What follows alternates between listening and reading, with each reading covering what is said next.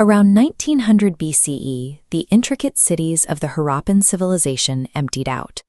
Complex trade networks dried up, streets were abandoned, and brick walls slowly crumbled.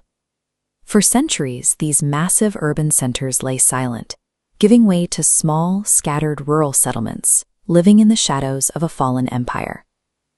This map traces the arrival of new linguistic groups. Nomads migrated from the Eurasian steppes, moving south across the Hindu Kush.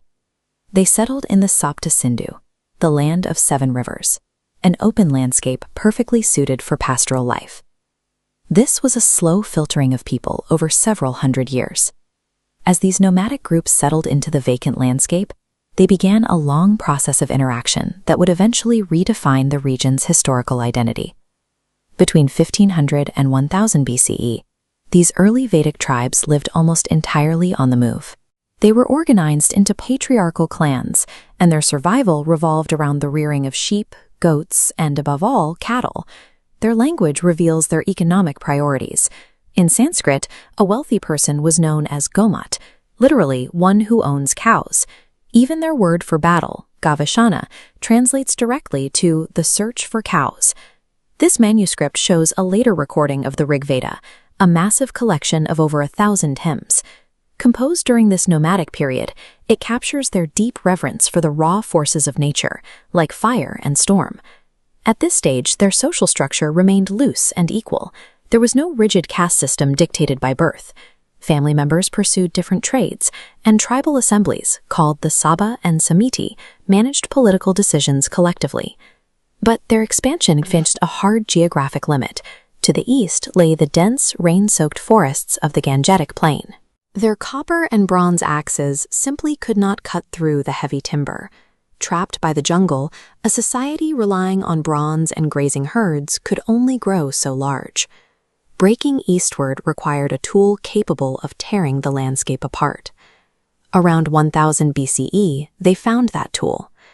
Archaeological sites from this era reveal the first uses of a new material, referred to in texts as Krishna Ayas, the black metal, iron.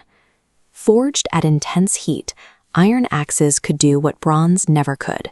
They shattered ancient root systems and cleared the thick canopies of eastern forests. With the land opened, they drove heavy iron plows deep into the damp, fertile soil. Reliance on wandering herds gave way to the steady cultivation of wheat, barley, and rice. This map illustrates the late Vedic expansion. You can track their movement deep into the Gangetic Plains river networks. Tribes put down permanent roots, anchoring to territories bearing their clan names, regions like Kuru, Kosala, and Magadha. By putting iron into the earth, the primary source of wealth shifted to stationary land. Cultivating crops like rice and lentils produced massive food surpluses. With excess calories, the population across the Gangetic Plain rapidly multiplied. Temporary camps expanded into the first rudimentary towns.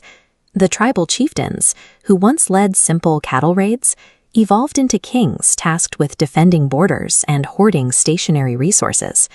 The shift to permanent farming introduced a complexity that nomadic life hadn't faced before, creating a constant demand for specialized labor and organized food production. Under these pressures, the social flexibility of the early tribes began to disappear.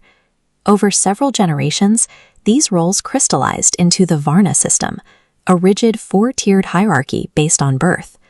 At the top, the Brahmanas monopolized ritual knowledge, while Kshatriyas held political and military authority. Below them, the vast majority, Vaishyas, produced agricultural wealth, while Shudras were assigned the heaviest physical labor, systematically barred from upward mobility. The iron plow had brought surplus and settlement. The price of agricultural civilization was the death of equality, replaced by a permanent, inescapable hierarchy. To legitimize their absolute authority over this new system, kings and priests orchestrated massive public fire sacrifices.